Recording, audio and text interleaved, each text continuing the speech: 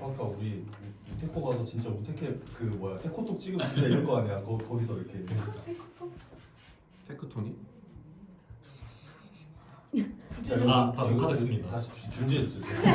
이분이 그러셨습니다. 네. 뭐 찍는다는 것까지 하니까 안녕하세요 여러분.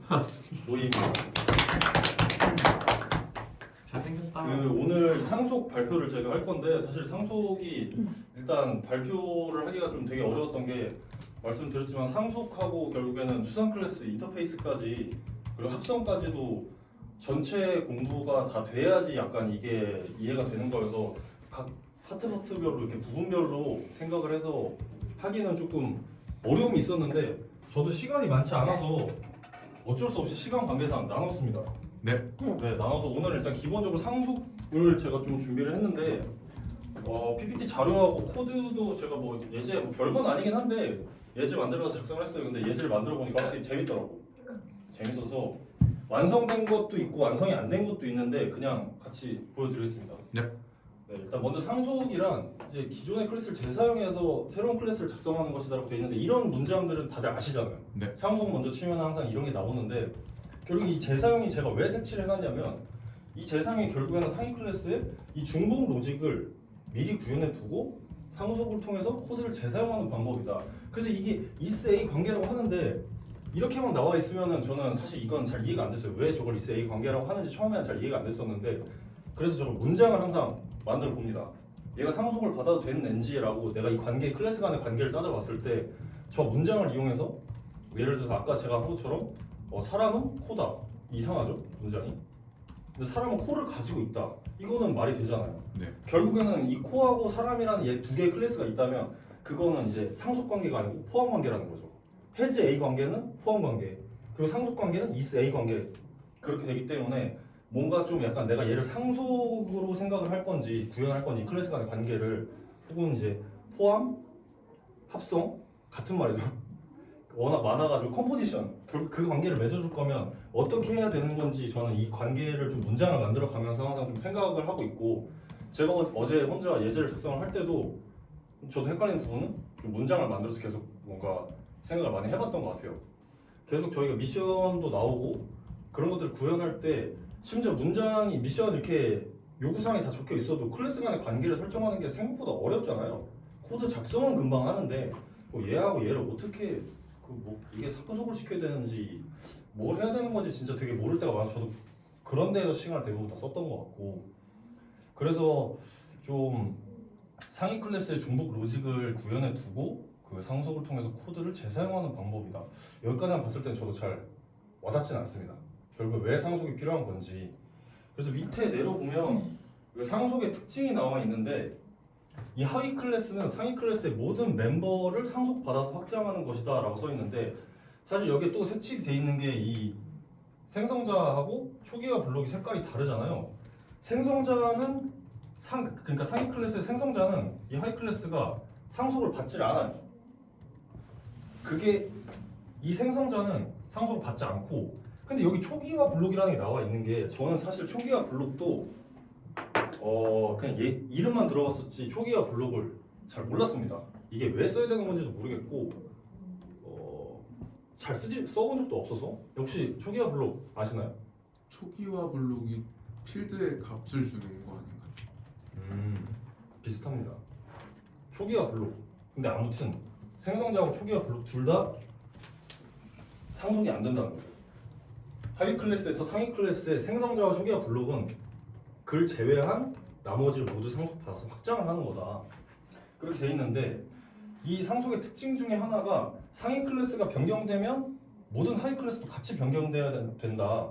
라는 게 지금 밑에 여기 있는 그림하고도 좀 연관이 돼 있는데 여기가 지금 보면 페어런츠라는 클래스가 하나 있잖아요. 그리고 페어런츠를 상속받은 차일드라는 클래스가 이렇게 있는데 그림을 좀 내릴게요. 이렇게 있는데 페어런츠에는 age라는 필드를 가지고 있잖아요. 얘는 지금 네. 자동으로 지금 차일드에는 그러면 당연히 age라는 필드가 자동으로 추가가 된다. 네. 그게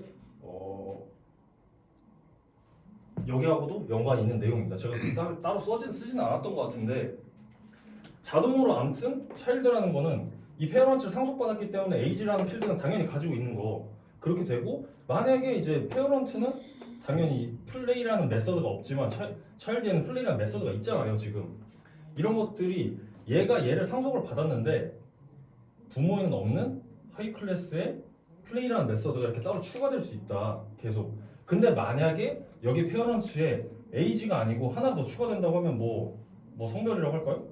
성별이 추가가 되면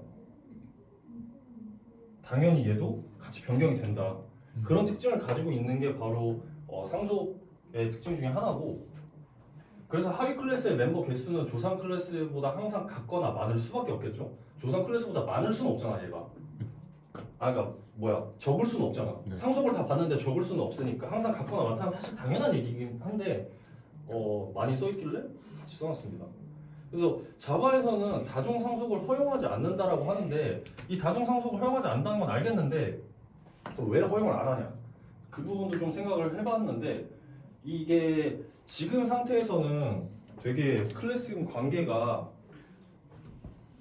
이 포함도를 봤을 때 간단하잖아요 근데 이게 상속을 클래스들이 되게 많이 받아가지고 이게 확장이 되면 이만큼 또 이만큼 이게 점점 확장이 되면 관계가 되게 복잡해지죠 여기엔 있고 여기 없고 얘를 불렀을 때 얘는 그럼 얘는 얘를 가지고 있고 얘도 가지고 있고 근데 얘는 없겠구나 이런 것들이 되게 복잡해지고 다중상속이 그 다음에 하나 더 이런 클래스가 하나 더 있어서 얘가 지금 보면은 TV와 DVD 클래스를 모두 상속받는 TV, DVD 클래스라면 TV도 있고 여기 DVD도 있어 근데 얘를 두 개 이렇게 동시에 상속받아 이렇게 TV, DVD DVD. 이렇게 되면 이게 다중상속이라는 건데 일단 관계가 되게 복잡해지고 만약에 TV 클래스에도 이 파워라는 메소드가 있고 DVD 클래스도 파워가 있어 그럼 얘가 이렇게 상속받았어 그럼 여기서 파워는 누구 파워를 말하는 거지? 이게 알 수가 없다라고 하더라고요 저도 이거보다 더 깊게까지는 못 갔어요 근데 그럴 수 있겠다라고 생각이 들더라고요 둘 다 파워가 있으면 얘는 누가 파워를 어떻게 할 건지를 일단 정할 수가 없으니까 그래서 자바에선 다중 상속을 허용하지 않는다라고 합니다. 네. 그래서 상속의 특징이 이런 정도가 좀 있는 사실 조금 더 있는 것 같긴 한데 이게 뒤에 잘랐던 게 결국에는 추상 클래스와 인터페이스까지 이해를 해야지 좀 더 알 수가 있기 때문에 일단 이 정도에서 정리를 했었고 지금 보면 그냥 자바의 정석에 나와 있는 사진 그대로입니다. 자바의 정석이 예제 많이 보셨으니까 알겠지만 이렇게 나와 있어서 사실 이 그림만 따오려고 했던 건데 이런 특징을 가지고 있다. 그래서 밑에 아까 써놓은 게 차일드 클래스는 자동적으로 age라는 멤버 변수 이제 필드로 바꾸면 되겠죠? 필드를 가지게 된다는 거죠. 혹시 질문은 중간에 해도 되나요? 네, 중간에 계속 하셔도 됩니다. 그 상속에서 다중 상속을 지원하지 않는다고 했는데 네, 인터페이스 같은 경우에는 다중 상속을 지원을 하잖아요. 네, 근데 인터페이스에서도 똑같이 다중 상속을 했을 때 문제가 발생을 하는데 그걸 해결할 수 있는 방안이 있잖아요. 오버라이딩을 통해서 이제 확실히 명시적으로 얘네를 구분을 해주잖아요. 또 예를 들어서 다른 인터페이스인데 거기에 있는 메서드 명이 같으면은 네, 이렇게 IDE에서 자동으로 이거 하라고 되더라고요. 네, 네. 근데 그런 식으로 안 하는 이유를 혹시 아시나요? 그냥 일반적인 상속이랑 네, 일반적인 비슷한 상속에서도 데서요? 네, 똑같이 하면은 그 문제가 해결이 될 텐데 상속에서는 안 하는 이유를 저는 찾아봤는데 잘 모르겠어가지고. 그게 인터페이스가 지금 그러니까 이것도 저도 정확하지 않을 수 있습니다. 근데 제가 지금 생각나는 걸로는 인터페이스 같은 경우는 또 나오잖아. 인터페이스가 나올 수밖에 없는데 인터페이스에서 구현체에 의존하지 않고 있잖아요. 기능을. 그게 키포인트가 되는 것 같아요. 인터페이스는 구현체에 의존하고 있지 않기 때문에 그런 것들이 좀 가능해질 거라고 생각하는데 그냥 일반 상속에서는 우리가 얘네한테 의존을 하고 있거든. 상위 클래스한테 하위 클래스들이 계속 의존을 하고 있단 말이야. 의존성이 높아지기 때문에 아마 인터페이스에서는 그런 문제들을 좀 회피를 했으니까 다중상속이 가능하다. 저는 그렇게 생각합니다. 그러니까 구현체에 의존하지 않는다는 게 인터페이스는 오버로딩을 해주니까 오버라이딩을 해주니까 이제 괜찮은 거죠. 네, 라이딩. 오버라이딩. 근데 오버라이딩도 뒤에 나오고 제가 그거에 대해서도 약간 그러니까 완성된 코드는 아닌데 코드 자체를 좀 보여드릴 게 있기는 해요. 그래서 뒤에도 보시고 좀 그러면 그때 좀 질문 다시 해주셔도 될 것 같아요. 네. 그래서 밑에 여기 초기화 블록이란이라고 써놨는데 블록이니까 제가 이렇게 진짜 블록을 나왔습니다. 멋있죠? 초기화 블록은 사실 근데 이거는 상속하고 직접적으로 관련된 내용은 아니어서 진짜 블록을 달아놨는데 이게 클래스가 생성될 때 무조건 생성되는 블록을 의미한다고 해요. 초기화 블록이라는 게 우리가 클래스를 만들면 무조건 수행된다는 거죠. 근데 이 초기화 블록이 두 개가 있더라고요. 클래스 변수, 인스턴스의 변수의 초기화가 복잡하거나 공통된 부분이 많을 경우 사용한다? 이렇게 읽으니까 뭔 소리인지 모르겠더라고. 와닿지도 않고. 근데 아무튼 두 개가 나와 있다고 합니다. 클래스 초기화 블록은 처음 로딩될 때 딱 한 번만 실행되는 거예요. 클래스가 처음 우리가 뭐 메인 메소드 같은 데서 새로운 클래스 불러오잖아요. 그때 딱 한 번만 얘가 실행되는 블록이고 인스턴스 초기화 블록은 인스턴스가 생성될 때마다 실행되는 블록이라고 해요. 그래서 이거를 이렇게 보면 뭔지 알겠는데 느낌이 안 오잖아요. 그래서 실제로 실행을 해보겠습니다. 이게 지금 코드는 나와 있는데 제 IDE에서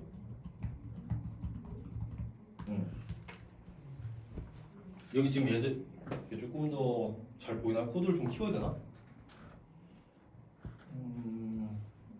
혹시 라이트 모드로 해주시면 안 될까요? 라이트 모드요? 잠깐만요. 테마를 변경을 좀 해야 돼서 라이트요? 이거요? 네. 글자도 키우는 게 낫나요? 조금만 키워주셔도 될 것 같아요.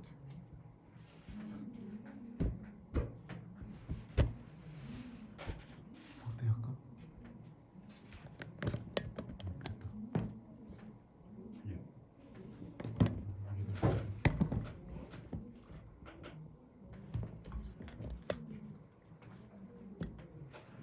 이렇게 하면 돼.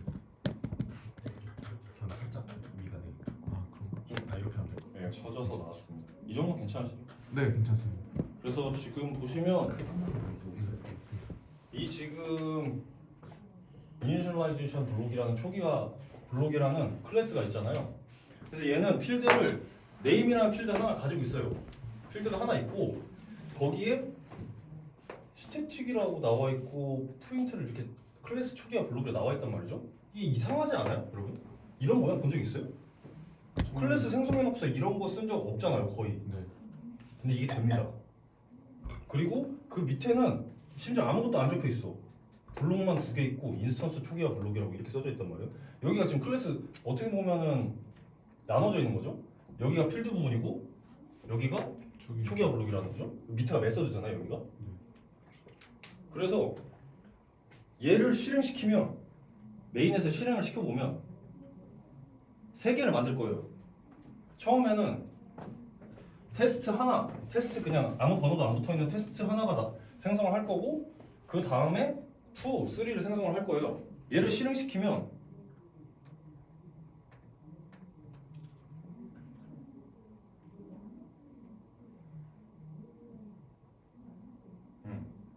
이게 화면이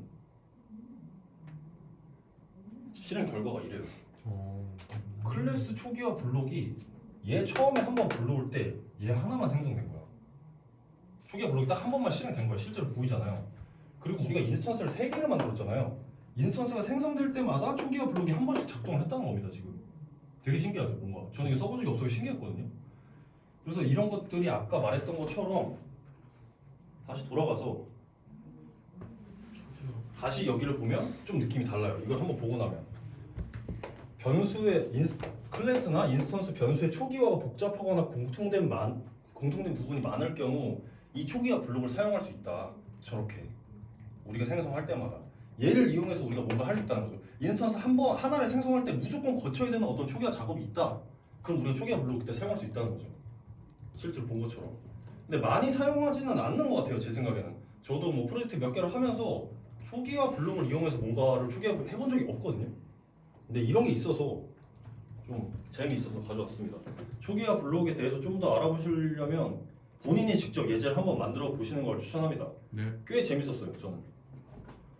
그래서 초기화 블록에서 다시 이제 상속의 단점이 나오게 되는데 여기 있는 합성이 우리가 그렇게 항상 인기가 많았던 합성, 바로 그 합성입니다. 컴포지션이라고 하는데 합성이라고도 하고 포함이라고도 하고 여러 가지 단어로 번역이 좀 많이 돼 있는데 이거는 좀 다음 발표에 좀 하도록 하겠습니다. 단지 오늘은 상속의 단점만 좀 짚고 넘어가고 싶은데 결국에는 이게 캡슐러가 깨지고 상속의 단점은 캡슐러가 깨지고 결합도가 높아진다. 강한 결합이 된다는 건데 이런 문장이 있더라고요. 상위 클래스가 하위 클래스의 관계가 컴파일 시점에 결정되기 때문에 구현에 의존한다. 벌써 이 문장이 좀 어렵잖아요. 일단 저는 이렇게 나눴어요. 관계, 이 관계는 뭘 얘기하는 거고 갑자기 컴파일 시점 왜 나오는 거고 구현에 의존한다는 게 또 무슨 뜻인가. 이 세 부분을 좀 나눠서 이해가 안 됐어요. 처음에 좀. 지금도 그렇게 막 100% 이해가 되는 그런 상태는 아닌데 이 관계라는 거는 제가 지금 이해하기로는 이 상위 클래스가 이렇게 있고 얘가 하위 클래스가 있다면 얘네들의 관계를 우리가 상속으로 갖다 맺어주게 되면 이 코드를 작성한 시점에 그러니까 컴파일 되는 시점에 컴파일 우리가 뭔가 메인 메서드에서 이 두 클래스를 불러올 때 그게 컴파일이 되고서 우리가 실행이 된 거잖아요.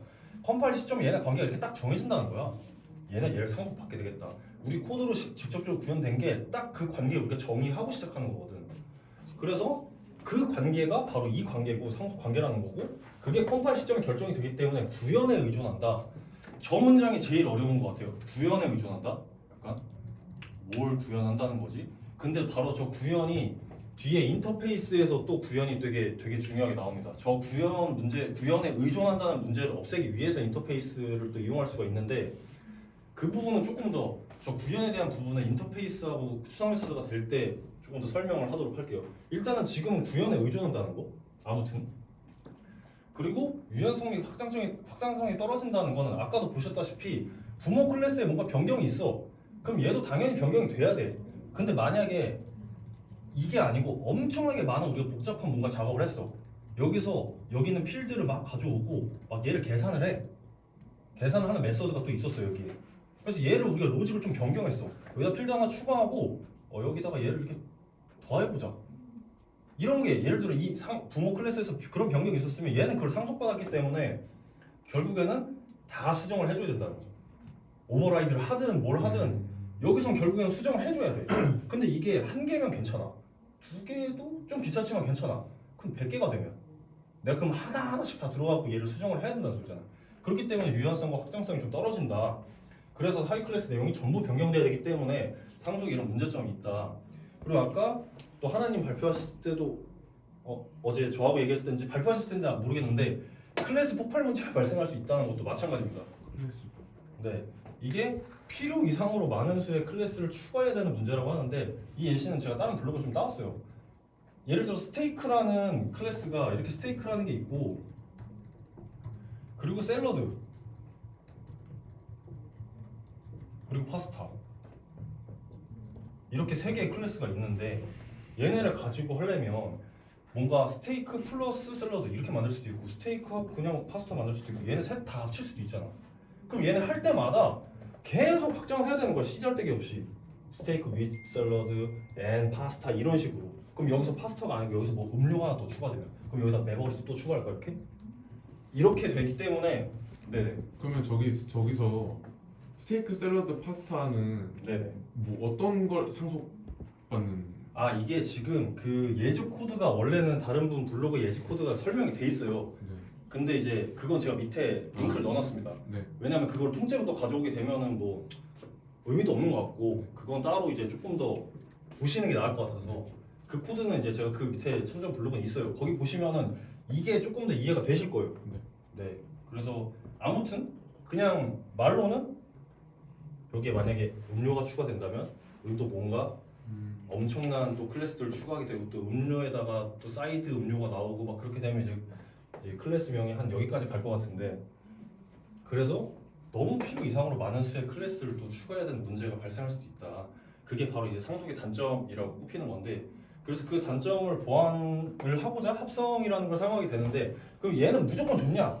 컴포지션 얘가 무조건 좋냐라고 하면 그것도 아니더라고요.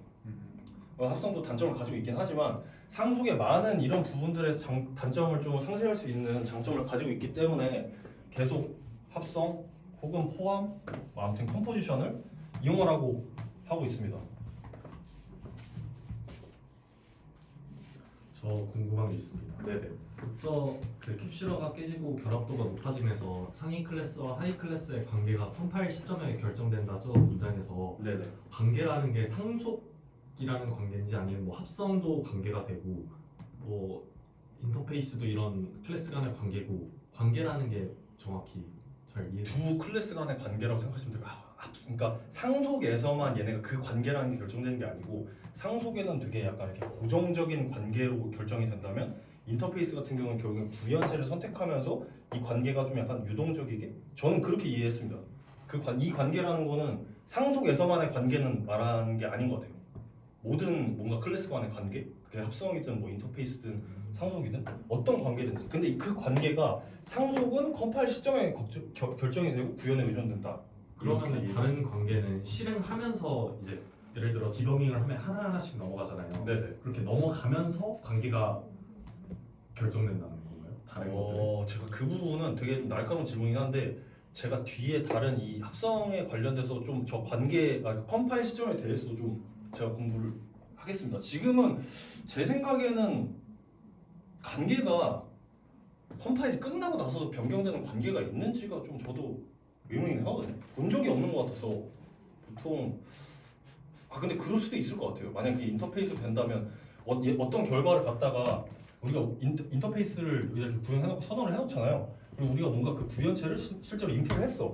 얘가 인풀이야. 그러면 얘를 어떤 한 메소드에서 얘를 참조해. 그래서 얘를 갖다 썼어.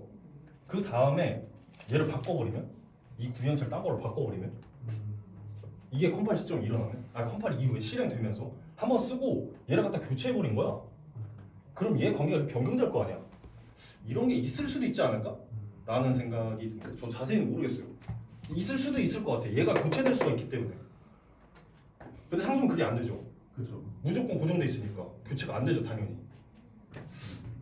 좀 더 저도 공부를 해보겠습니다, 이 부분은. 이제 그렇게 고정된 관계이기 때문에 구현에 의존한다 이렇게 그렇죠. 이해를 하면 돼요. 그렇죠. 구현에 의존한다는 게 결국 약간 구현보다는 약간 구현체에 의존한다, 약간 실제 구현체에 인스턴스에 의존한다, 약간 그렇게도 말이 되는 것 같긴 하거든요. 저 질문 있는데 네네. 아까 그 상속이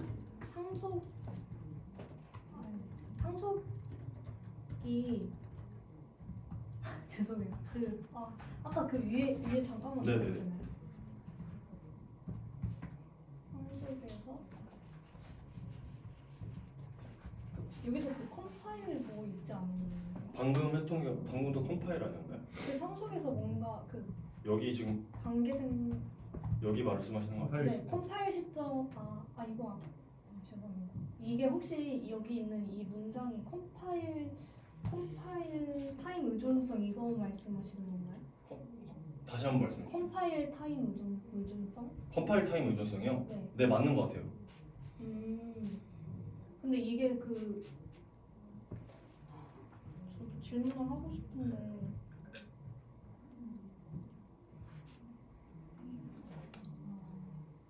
죄송합니다. 제가 다시 좀 더 듣고 질문을 할게요. 네. 근데 이게 사실 저도 이게 좀 제일 마음에 걸리긴 해요. 어려운 건 얘가 제일 어려운데 이거는 저도 좀 의문이 있다 이거죠. 저도 그 같은 블로그를 봤었는데 네, 어디 블로그 보는지 알 것 같아요. 근데 이제 그래서 제가 그 블로그는 또 어딜 참조했냐? 오브젝트를 참조했다고 해서 그래서 제가 오브젝트 말씀드렸던 거예요. 알겠습니다. 네네.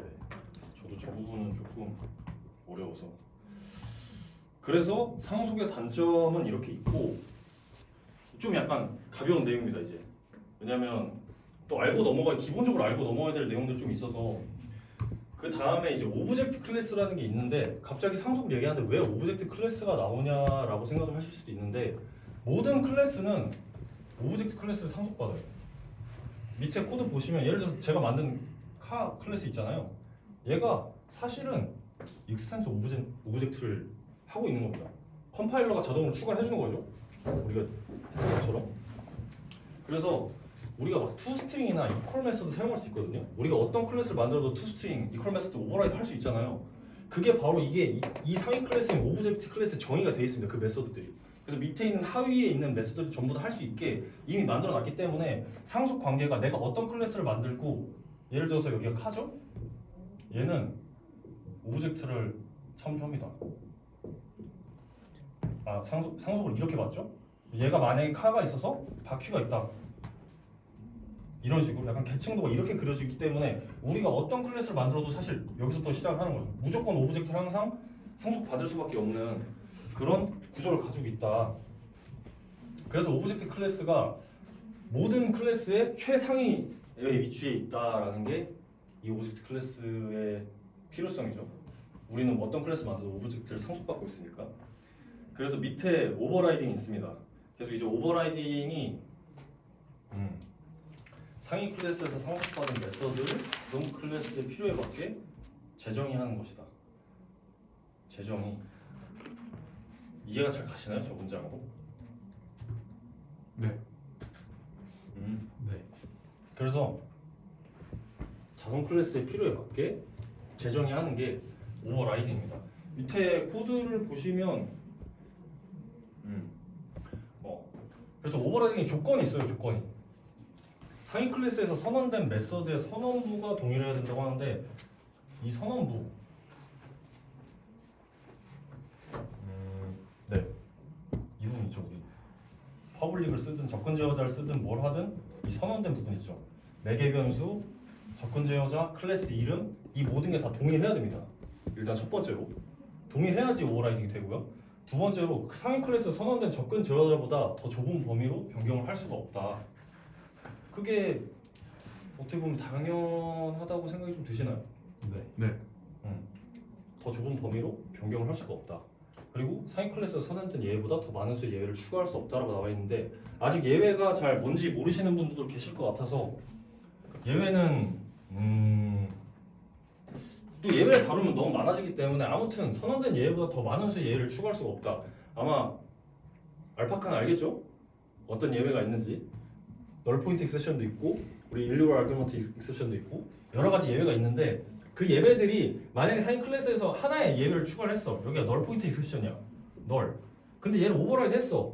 근데 여기다가 나는 여기다가 예외를 또 널도 넣고 거기에 뭐 아규먼트 익셉션 이런 걸 넣고 싶어. 이게 안 된다는 거죠. 상위에서 오버라이드 했었을 때 상위 클래스에서 오버라이드 메서드가 더 많은 예외를 추가할 수가 없다. 이게 기본 조건입니다. 그래서 보면 toNumber 플러스 calculator라는 클래스를 제가 그냥 만들었었는데 그래서 얘는 1이라는 숫자하고 두 개의 필드를 가지고 있어요. num1, num2. 그래서 여기 정의된 메서드가 calculate라고 해가지고 얘 둘을 더하는 거예요. 이런 메서드를 제가 만들었어요. 그리고 얘를 상속 받아서 toNumber 플러스 calculator 이렇게 만들었어요. 그래서 여기 3번이라는 필드가 또 추가가 됩니다. 그래서 똑같은 calculator를 갖다가 오버라이딩 한 거죠. 1, 2, 3 전부를 갖다가 더해서 반환하는 그런 메소드가 있는 건데 여기에 오버라이드 저 골뱅이 오버라이드 이게 바로 어노테이션이라는 건데 이 어노테이션이라는 거는 대충 다들 아실 거예요. 근데 저도 약간 헷갈렸던 부분인데 이게 여기다 이걸 붙이는 순간 오버라이딩 올바르게 했는지 컴파일러가 체크를 해줍니다. 오버라이딩이 제대로 됐는지 너 지금 오버라이딩 한 건지 안 한 건지 얘가 바로 체크를 해줘요. 그래서 메소드의 이름을 잘못 적는 실수를 방지를 해주기도 하거든요. 얘가 나는 오버라이딩 하고 싶어서 했는데 여기가 A로 오타가 날 수도 있잖아. 콜큘레이터가 될 수도 있잖아. 그럼 오버라이딩이 아니고 전혀 다른 메소드가 되는 거예요. 얘네 둘은. 그런 것들을 만약에 위에다가 오버라이드라는 어노테이션을 붙이는 순간 얘가 감지를 한다는 거지. 오버라이드라면서 왜 이렇게 했냐라고. 네. 저거 안 붙여도 되긴 돼요. 안 붙여도 되긴 돼요. 네, 확인을 해주는 거죠. 그렇죠. 웬만하면 붙이는 게 좋겠죠. 내 실수 보통 항상 프로그램 버그는 사람이 일으키니까 그래서 이걸 붙이는 게 도움이 많이 됩니다. 이 어노테이션 관해서도 또 아마 따로 좀 더 공부를 하셔야 될 것 같아요. 어노테이션은 워낙 또 다양하고 특히 이제 스프링 같은 데 넘어가게 되면 진짜 어노테이션 사용을 많이 하시게 되거든요. 네. 위에 롬복 붙인다든지 뭐 아니면 오토 와이어드 붙인다든지 빈이라고 한다든지 온갖 어노테이션이 막 붙기 시작하는데 아직까지는 어노테이션 많이 못 보셨을 거예요. 그러니까 해봐야 오버라이드 정도? 실제 자바에서는. 근데 이 어노테이션도 따로 좀 알아두시는 걸 추천합니다. 나중에 많이 쓰시게 될 거예요, 어노테이션.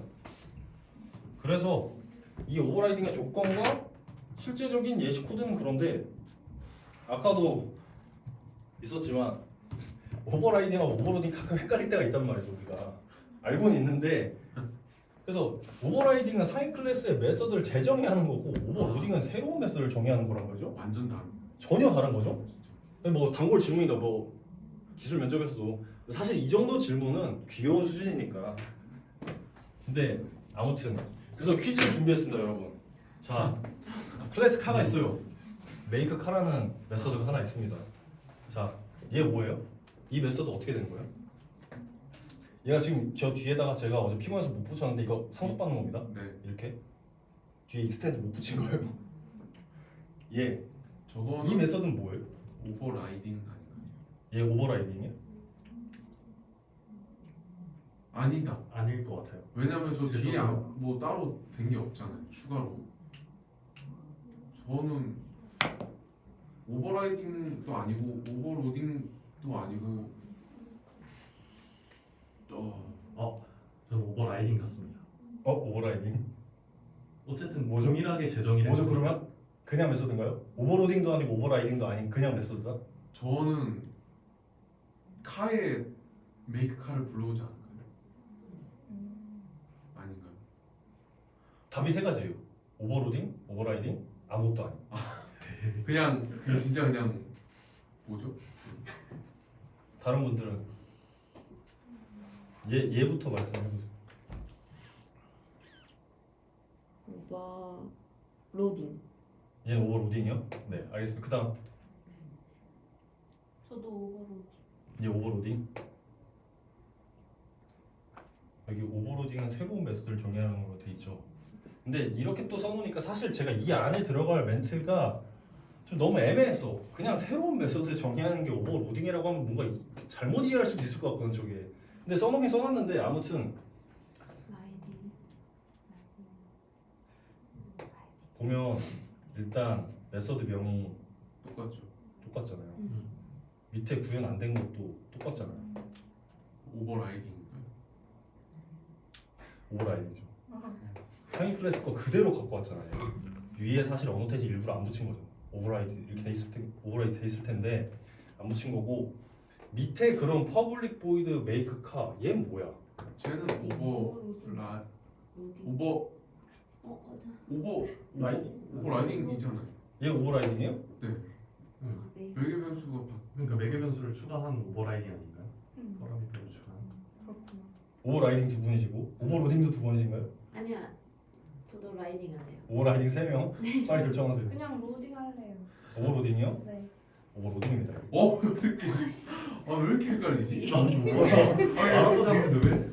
왜 똑같은 메이크 카잖아. 근데 뭐가 달라? 선언부가 매개 변수가 다르잖아. 선언부가 다르니까. 얘는 선언부가 다르잖아요. 아까 오버라이딩 조건 뭐였어요? 진짜. 선언부가 똑같아야 됐다 그랬잖아. 왜 이렇게 헷갈리지? 그래 이렇게 문제를 만들어도 헷갈리잖아 이거. 어렵다. 얘는 매개 변수가 스트링 컬러라는 애가 들어가기 때문에 같은 이름이야 두 개는. 근데 사실 다른 거야 얘네 둘은. 그러면 만약에 퍼블릭 보이드 저 클래스 카에 있는 메이크 카에다가 네. 차를 만듭니다 시스아웃을 해놓고 네. 퍼블릭 보이드 저기 어노테이션 여기요? 일부러 빼놓으신 여기요? 네 거기에다가는 이제 스포츠카를 만듭니다. 그렇게 할 수 그거는 있죠. 오버라이딩이죠. 그럼. 오버라이딩이죠. 그리고 만약에 퍼블릭 보이드 메이크 카에 스트링 컬러 해놓고 디스컬 뭐 그거 해놓고 이제 컬러색 차를 만듭니다. 그러도 오버로딩. 그건 오버로딩. 왜냐면 제가 오버로딩은 따로 안 써놨죠. 네. 공부해 보시라는 겁니다. 이렇게만 쓰면 약간 그 오해의 소지가 있어. 이것만 보면은 그냥 새로운 메소드 만드는 게 오버로딩이야라고 할 수 있는데 오버로딩은 따로 찾아보세요. 다 적어놓으면 안 하실 거잖아 또. 이것만 보고 그냥 끝내실 거잖아. 아무튼 오버로딩은 찾아보세요. 이렇게 이거는 좀 약간 오해의 소지가 있어. 오해의 소지가 있기 때문에. 근데 아무튼 얘는 오버로딩입니다. 얘네 둘이 이름만 같은 것뿐이 사실 전혀 다른 메소드라는 거죠. 맞아요. 상수로 받았어도 선언도가 다르니까. 매개 변수가 추가됐잖아 얘는 결국엔. 파라미터가 추가됐잖아. 그럼 밑에 있는 거 얘는 얘는 오버로딩. 오버로딩 한 분 또 저도 오버로드. 오버로딩 오버로딩. 또 오버로딩. 아니 그냥 만들면 안 되는. 저건 그냥 만든 거. 그냥 만든 거 아니에요? 근데 오버로딩 아니. 갑자기 모르겠어. 빨리 정하세요. 그러니까 저거는 그냥 진짜 그냥 스포츠카 안에 있는 메서드가 새로 생긴 거잖아요. 저건 오버가 안 붙지 않아요? 그냥 아니 질문하지 마시고 선택만 하시면 돼요. 나는 오버로딩. 나는 그냥 메서드. 아까 근데 제가 분명히 3개 있다 그랬어요. 아무것도 아니. 아무것도 아님? 네. 아무것도 아니. 다른 분들 아무것도 아닌 것 같아요. 아무것도 아니고 또 그죠 공부해. 오버로드. 오버로딩? 네. 아까 알파카 오버로딩이라고 그랬나요? 네. 오버로딩 두 분에 아무것도 아닌 거 두 분인데 정답 발표 시간입니다. 당연히 아무것도 아니죠 얘가. 어떻게 얘가 오버로딩이 됩니까? 위에 상위 클래스에 메이크 슈퍼카가 없는데 스포츠카가 없는데 맞아. 스포츠카라는 게 위에 없는데 어떻게 얘가 아. 오버로딩이 돼요? 그러니까 이제 메이크카처럼 메서드 이름이 같고 매개 변수가 달라지면 이제 오버로딩인데 메이크 스포츠카랑 메이크카는 완전히 다른 거니까. 바로 그죠.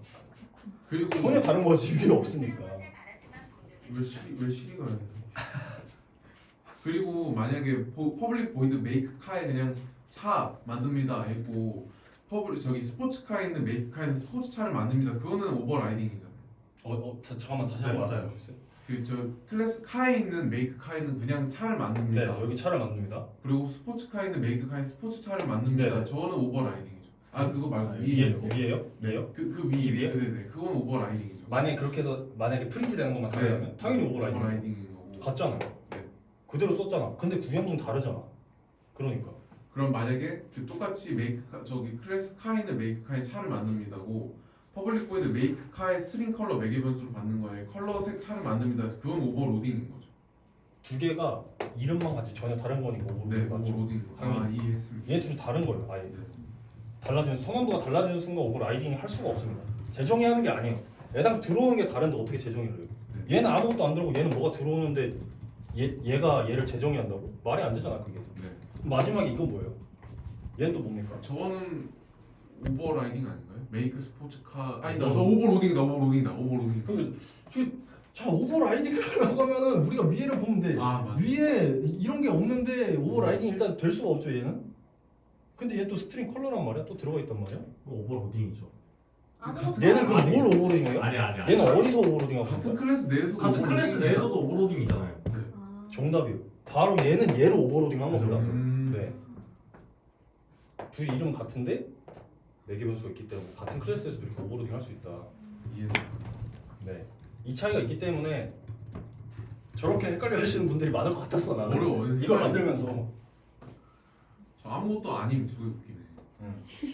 이건 함정카드 있지 진짜. 아무것도 아닌 거. 그래서 오버로딩하고 오버라이딩을 잘 구분을 하시는 게 중요하다는 생각이 들었습니다. 근데 아마- 이거 저 뭐 얘기해도 돼요? 네. 저 약간 지금 방금 외웠는데 이거 진짜 좀 이상할 수도 있는데 라이드라고 해가지고 라이딩 차에 태워서 갖고 간다. 거기서 재정의 한다라고 저 외우고 로딩은 뭔가 새로 다운받을 때는 로딩해야 되잖아요. 그렇게 오시는 것도 외웠어요. 그런 의미로 한 거 아닐까요? 근데 이 라이딩이 덮어 씌우다라는 의미 있습니다. 라이드. 그러니까. 그 로드는 새로 태우다를 로드라고 하잖아요. 로드. 네. 근데 오버라이딩의 그 라이드가 덮어 씌우다는 게 있기 때문에 그 위에 덮어 씌우다 해서 오버라이딩인 거예요. 비슷하게 뭐 외우신 것 같아요. 여러분 헷갈리지 마십시오. 근데 이번 기회에 좀 확실히 다 이거 알게 확실히 알게 된 것 같아요. 일단 오버라이딩 오버로딩 퀴즈 내서 못 맞춘 사람 지금 못 가기 있는데 이거 지금 못 가. 본인이 못할 것 같은데 본인이 원래 제일 못 갑니다. 갑니다. 안 보내드립니다. 그래서 뒤로 가고 있습니다. 차문조 변수 슈퍼와 상위 클래스 생성자의 슈퍼. 이제 우리가 원래 여기가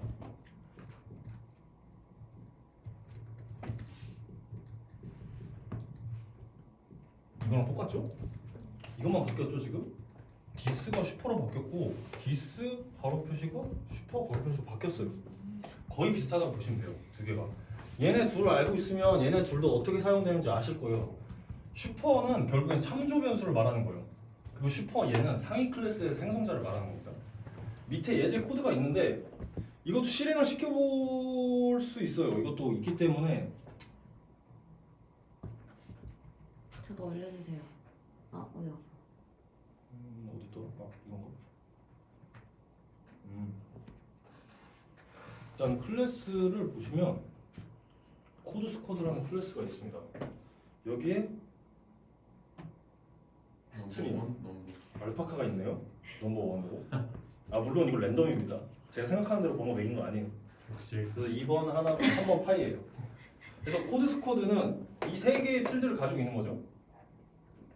그래서 그 밑에 아, 3개가 아니에요. 5개네요. 온라인 미팅 플레이스도 있고 디너 메뉴도 있습니다. 5개의 필드를 가지고 있고 이 밑에는 그냥 생성자예요.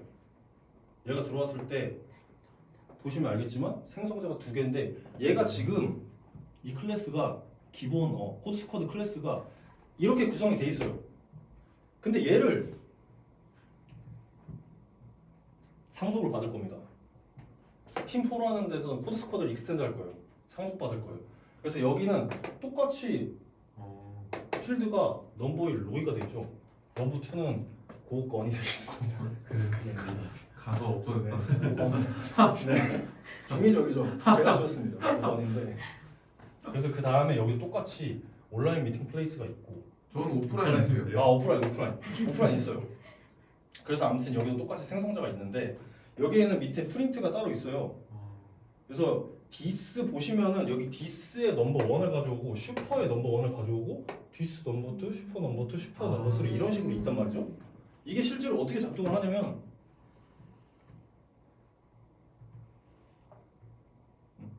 이거 지우면 됩니다. 금지.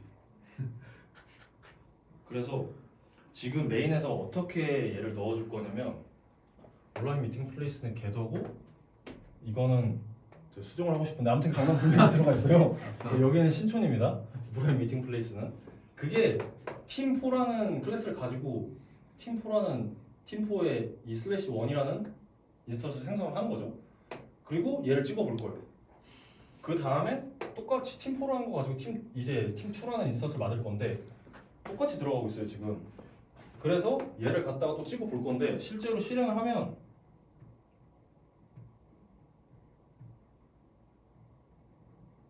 어떻게 나오냐? 아까 저 밑에 다른 저희 한 화면에 제가 다 보여드릴 수가 있는지 모르겠는데 일단은 이것만 보세요. 먼저 팀4의 넘버 1은 로이라고 출력이 됩니다. 근데 코드 스쿼드의 넘버 1은 알파카예요. 그거 참 분할해 주시면 안 돼요? 이게 분할이 3중 분할이 되려나? 잘 보이시나요 이거? 되게 조그만해지는데? 괜찮습니다. 이렇게 볼까요? 이게 팀4고요 메인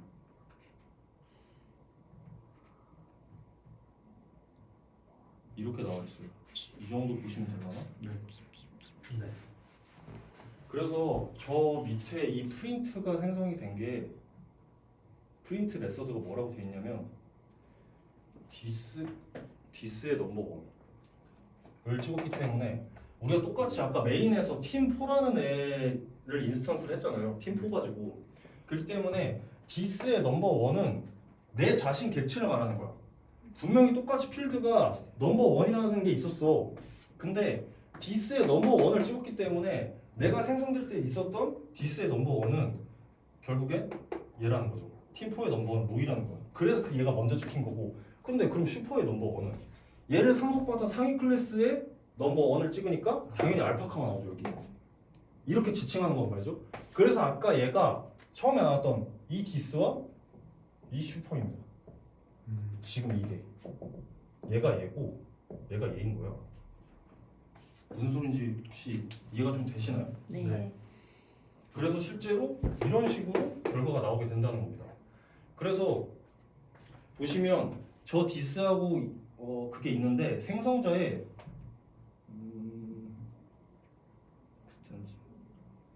이 부분을 또 보시면 됩니다. 그럼 저 디스하고 이 슈퍼는 알겠는데 그럼 얘는 언제 나오냐? 나도 모르는 사이에 나와버렸어 여기. 얘는 뭘까요? 상속받은 그 부모의 생성자를 호출하는 거. 그렇죠. 부모의 생성자를 호출한 겁니다. 팀4라는 생성자 자체가 애당초에 이 생성자는 지금 온라인 미팅 플레이스, 디너 메뉴, 오프라인 미팅 플레이스밖에 안 받아. 얘가 생성될 때. 근데 그러면 나머지 2개는 어디서 받냐? 부모의 여기서 받는 거죠. 얘가 부모니까. 부모의 생성자를 그대로 호출하는 거란 말이야. 여기 보시죠. 부모의 생성자를 그대로 호출하는 거예요. 여기 있는 거.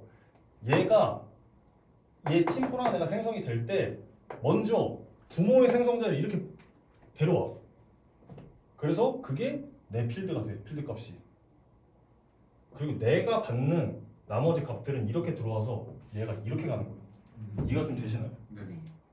이런 과정을 거치기 때문에 이게 바로 아까 봤던 슈퍼 부모의 생성자 구출. 그러면 저기 슈퍼가 무조건 윗라인에 있어야겠네요. 제일 윗라인에. 그렇죠. 이거 근데 켜도 되나요? 네. 근데 아까 도우면 말씀만 해주세요 이렇게. 그렇지. 저 저기 선을 아예 코드를 뽑아봤어. 코드 뽑았구나. 그리고 저 궁금한 거 하나 더 있는데 프린트 메소드에서 팀포 넘버 원하고 뒤에 디스 넘버 원이잖아요. 저 네. 디스 빼고 슈퍼도 안 붙이면 무슨 그 나와요? 아무것도 안 붙이면요. 네. 아무것도 안 붙이면 어떻게 나오실 것 같아요? 오류 날 거. 자, 똑같이 질문하겠습니다. 자, 여기서 디스를 빼면 어떻게 될까요? 여기 디스 빼면 어떻게 될까요? 아니다 그냥 저 나온다. 팀포 넘버 원 나온다 그냥. 그냥 팀포 나머지 넘버 어때요? 원. 근데 확실해? 디스로 받아오는 게 없잖아요. 그러니까 디스랑 오류하지 슈퍼 다 안 붙이고 아무것도 없이 그냥 넘버 원만. 얘가 이렇게 되는 거야. 그냥 넘버 이렇게 써놓은 거야. 그러니까 밑에도 다 그냥 디스 슈퍼 빼고 다 그냥 했을 경우에 다 그냥 저 위에 잠깐 봐도 돼요? 아, 네. 아, 이거 코드 제 기터브에도 있고 여기 자료에도 있어요. 코드 나중에 보시면 되긴 하는데 아무튼 다 그냥 로이랑 그것만 불러올 것 그 같은데. 코드 3 근데 코드 스포 넘버 3 저기는 저거는 에러가 빼고 저거 때문에 저거는 안 되겠네요. 저거는 빼고 그냥 만약에 디스 슈퍼 둘 다 안 붙이면은 객체 그게 나오지 않을까요? 객체 실제로 해보겠습니다. 여기서 일단 다른 거 말고 얘만 빼봅시다. 이렇게 찍는다는 거죠? 네. 실행을 해볼까요?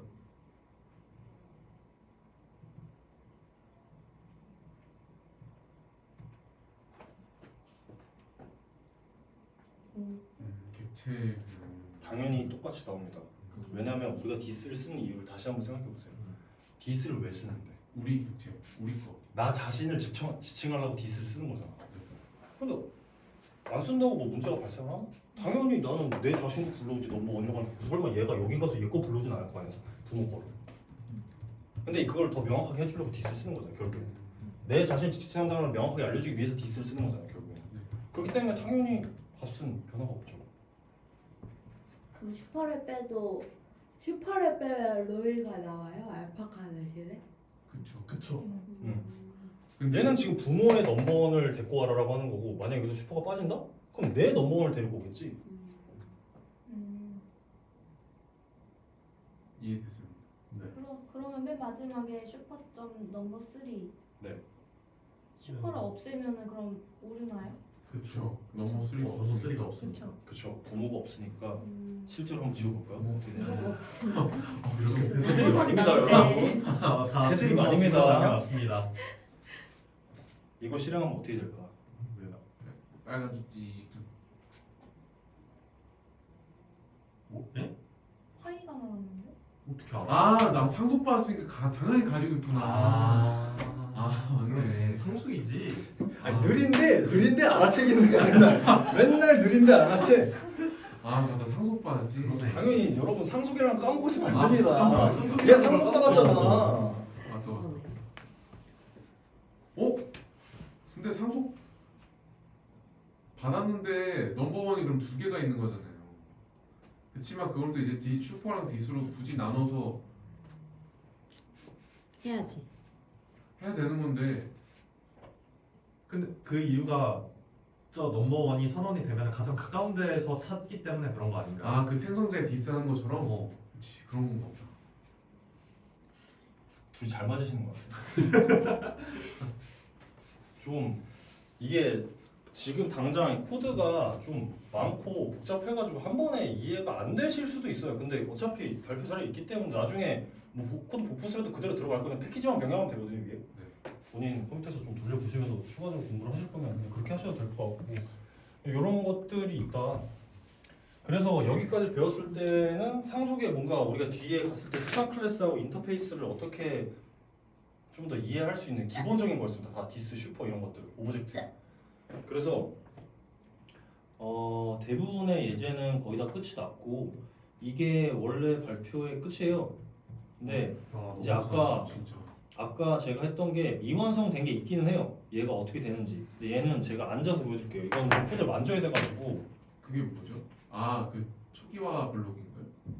초기화 블록은 아까 보여드렸는데 초기화 블록도 코드 있어요. 초기화 블록 아니고 인터페이스 관해서 아까 구현에 의존한다는 거 있잖아요. 그 말이 저도 근데 이게 다 이해는 가진 않아서 완벽히 완성을 못했습니다 여기도. 근데 대충 어떤 느낌인지는 알 수 있을 것 같더라고요. 그 코드가 있는데 이제 카 클래스가 있어요. 이거 그 로치님이 저기 해주실 때랑 예시를 거의 똑같이 만들어 봤어요. 기억나기도 하고 그래서 카 클래스는 일단 여기에 있는 주석 처리된 거는 좀 지금은 안 보셔도 되는데 아무튼 필드로 엔진이라는 애를 가지고 있습니다. 카는 엔진이라는 클래스를 가지고 있는 거예요. 엔진. 그리고 사용 위치는 이건 뭐 생성자죠. 엔진 들어오면 엔진이고 프린트는 그냥 엔진 찍는 겁니다. 이런 카 클래스가 있고 그럼 엔진 클래스는 어떻게 돼 있냐? 엔진 인터페이스야. 그래서 get 엔진이라는 거밖에 얘는 선언을 안 해놨어. 얘한테 들어가면 그럼 또 get 엔진이 뭐냐? 그래서 여기서 캡슐이라는 것도 나와요. 저는 그게 이어져서 연관이 돼가지고 이해가 됐다는 게 엔진을 만드는 메소드를 선언하고 어떻게 엔진 만드는지는 안 보여. 아니 엔진 만든다고만 써있지 어떻게 엔진 만듭니까? 라고 안 써있잖아 지금 여기 캡슐가. 알 수가 없다 이거지 우리가. 얘한테 위임하고서는 얘한테 위임하고 야 네가 엔진 만들어줘 하고 시키는 거지 어떻게 엔진 만드는지 내 알 바 아니잖아. 어떻게 만드는지는 알 바가 아니고 그냥 네가 만들어 오라 이거야. 그러면 얘가 실제 구현체로 들어가야지 알 수 있단 말이야. 지금 우리는 이거는 인터페이스는 선언만 했잖아. get 엔진이라는 메서드 하나만 선언만 해놓은 거야. 그냥 아무것도 안 만들었어. 그래서 실제 구현체는 뭐냐? 진짜 이 엔진을 만드는 애들을 구현체라고 합니다. 구현체로 들어가야지 돼 있는데 여기 친절하게 한 개 사용 위치 2개 구현하고 돼 있고 파이가 그때 질문했지만 얘를 없애고 싶다고 했잖아요. 네. 얘가 얼마나 편리한 존재냐면 얘를 없애면 안 됩니다. 물론 없앨 수 있겠지만 저는 안 없애는 게 좋다고 생각하는 게 얘를 누르면 자 어디에 구현돼 있는지 이렇게 나와요. 얘가 이렇게 친절하게 알려주고 있는데 지금 그래서 2개 엔진이 보일 거예요. 어떻게 구현돼 있는지. 그래서 노멀 엔진이 뭐냐? 그냥 만들었습니다 이렇게. 그냥 볼트 조이기, 너트 조이기 완성. 기본 엔진은 그냥 이렇게 만드는 거야. 근데 우리가 이 엔진 구현체까지 들어와야지 어떻게 되는지 알 수 있지. 저 어떻게 보면 엔진이라는 인스턴스에 의존하고 있지 않잖아요 계속 지금. 그리고 만약에 슈퍼 엔진이라는 데를 들어가면 그냥 이거 하나 더 넣었어요. 어떻게 구현되어 있는지 진짜 뭐 만들면 되겠지. 이런 식으로 실제로 우리는 선언만 하고 구현체를 계속 바꿔가면서 할 수 있다는 거예요. 만약에 우리가 요구사항이 여기서 달라져. 노멀 엔진하고 슈퍼 엔진 말고 뭐 엄청난 엔진 또 하나 만들어 봅시다. 추가되면 그럼 구현체 하나 더 만들면 그만이야. 그리고 내가 차에다 갑자기 엔진을 안 넣고 싶어졌어. 빼면 그만이야. 얘 없어도 되잖아. 얼마든지 대체가 가능하다는 거죠 얘가. 실제로 구현되는 애들만 바꿔 껴버리면 된다는 거지. 우리가 그래서 항상 배웠던 객체지야. 다 이어지는 거라고 저는 여기서 많이 느꼈어요. 의존성 낮췄지 지금. 캡슐화 됐지. 얘 대체 가능하지. 확장성 좋지. 다양성이라고도 볼 수 있고. 그렇죠. 다양성에도 볼 수 있고. 저는 이걸 보면서 진짜 소름 돋아서 혼자서 거기 맨통씩 박수 치고 있어. 와 장난 아니다 이거 이러면서. 진짜. 없게다. 근데 생기. 지금 겟 엔진이라고 해서 슈퍼 엔진이랑 노멀 엔진이 있잖아요. 네. 그러면 슈퍼 엔진 점 겟 엔진 이렇게 하면 제일 원하는 건가? 그게 실제로 이제 메인을 보면은 알 수가 있습니다. 다 우리가 봤었는데 실제로 얘를 어떻게 불러오냐? 카1이라는 애를 해놓고 일단 먼저 카 클래스를 다시 한번 볼게요. 카 클래스가 이제 이 주석을 조금 알 수 있는 게 얘를 만약에 지금 주석 처리가 안 돼 있긴 한데 얘를 주석 처리 해버려. 그러면 카 클래스는 노멀 엔진이라는 이 인스턴스 뉴 노멀이라는 해서 노멀 엔진이라는 애를 만들었잖아. 지금 인스턴스 가지고 이 필드를 가지고 있잖아. 얘를 만들어서 얘는 인스턴스에 의존하고 있는 거야. 실제로 만약에 이 카 클래스가 변경된다 그러면 얘도 같이 변경을 해줘야 된다는 거거든 결국엔. 그럼 얘가 변경되면 밑에 연관된 애들은 다 바꿔야 된다는 건데 인스턴스에 의존하고 있기 때문에 얘에 의존하고 있어 이 카 클래스는. 근데 만약에 이게 우리가 인터페이스를 이용해서 이렇게 선언을 하게 되면 엔진은 그냥 엔진이다. 그냥 엔진 가지고 있다. 그리고 그 엔진은 어떻게 하냐면 이 get 엔진에서 엔진만 넣어주면 바로바로 선택할 수 있기 때문에 메인 메소드에서 실제로 이게 가능하다는 거죠. 뉴카 할 때 노멀 엔진만 넣어주면 그만이야. 그럼 우리 바꿔버릴 수 있어. 근데 이거 만약에 뉴카 했을 때 내가 노멀 엔진 아니고 카 1의 엔진을 바꿔버리고 싶다. 바로 슈퍼 엔진으로 바뀔 수 있는 거야. 우리가 좀 느낌이 오시나요? 이게 아까 제가 고민했던 그거잖아요. 그쵸. 네. 근데 만약에 아까처럼 카 클래스를 실제로 인스턴스에 우리가 의존을 하고 있다? 만약에 이렇게 썼다? 그럼 못 바꾸지 당연히. 바꿔야 돼. 당연히 다 바꿔야지 우리가 그러면. 와. 그거 한 번 변경 일어날 때마다 엄청나게 많이 바꿔야 된다는 건데 인스턴스에 의존하고 있지 않고 엔진이나 인터페이스에 그대로 우리가 인터페이스에 의존하고 있잖아. 인스턴스에 의존하고 있는 게 아니고. 그렇기 때문에 이런 것들이 가능해진다. 근데 아직 완벽하진 않아요. 제가 이걸 가지고 여러 가지 더 만들어 보려다가 저도 머리가 터질 것 같아서 못 만들었는데 대충 느낌만 아시라고 좀 약간 공유 드리는 차원에서. 그러면은 막 인터페이스로 타이어, 뭐 핸들 이런 거 다 만들면 진짜 네. 원하는 것마다 그냥 다 갈아 끼면 그렇죠. 그게 가능하다는 거죠. 우리가 여기다 필드만 추가해주면 된다는 거죠. 아. 추가해놓고 그게 전부 다 인터페이스를 의존한다? 근데 그럼 내가 뭐 예를 들어 엔진 어떤 엔진 넣고 뭐 넣고가 이때 클래스의 인스턴스에 의존하는 게 아니고 메인에서 우리가 생성할 때 그거 이 뒤에 생성도만 바꿔주면 된다는 거지. 생성자 추가해서 뭐 핸들 여기다 무슨 핸들 넣고 그런 다 그런 게 가능하다는 거지 우리가 하나를 할 때. 와. 그러니까 이게 진짜 약간 객체지향의 정수인가? 저는 그걸 느끼고 소름 돋았다. 약간 그게 그거예요. 지금 약간 소름 돋았어요. 진짜 우리가 다 배우고 있던 게 결국에는 다 쓰고 있잖아 이렇게. 왜 써야 되는지도 모르고 캡슐화 중요하다고 그러고 막 의존성 낮춰야 된다. 근데 와닿지도 않았던 게 여기쯤 오니까 다 모여서 이제 쓸 수 있다는 거죠. 아무튼 이게 완성된 건 아닙니다. 또 우리가 틀렸을 수도 있어요 뭔가 이게. 왜냐면 어제 제가 여러 가지 만들다가 계속 하다가 어제도 저도 한 9시쯤 잤어요 아침에. 그래서 도저히 안 될 것 같아가지고 여기까지만 만들고 이거 나중에 좀 그 추상 클래스랑 인터페이스에서 좀 더 설명을 해야겠다 생각을 하고서 했기 때문에 틀릴 수도 있습니다. 근데 아무튼 저도 좀 더 공부를 하고 이게 다음 발표에는 이제 추상 클래스하고 인터페이스에 대해서 좀 더 보고 그리고 얘를 좀 더 제가 업그레이드 시켜볼게요. 이 상태에서 뭐 아닌 건 아니었다. 사실 내가 이렇게 만들었으면 안 됐고 뭐 혹은 아니면 여기서 내가 이걸 추가를 해봤다. 제가 그래서 어제 원래는 이 예제에다가 얘를 앱스트랙트 그러니까 추상 클래스로 구현했을 때랑 인터페이스로 구현했을 때 차이까지도 해보려고 했는데 너무 힘들더라고. 하루만 못 만들겠더라고 그거는. 그래서 아무튼 추가가 된다는 점. 제 발표는 여기까지였습니다. 아,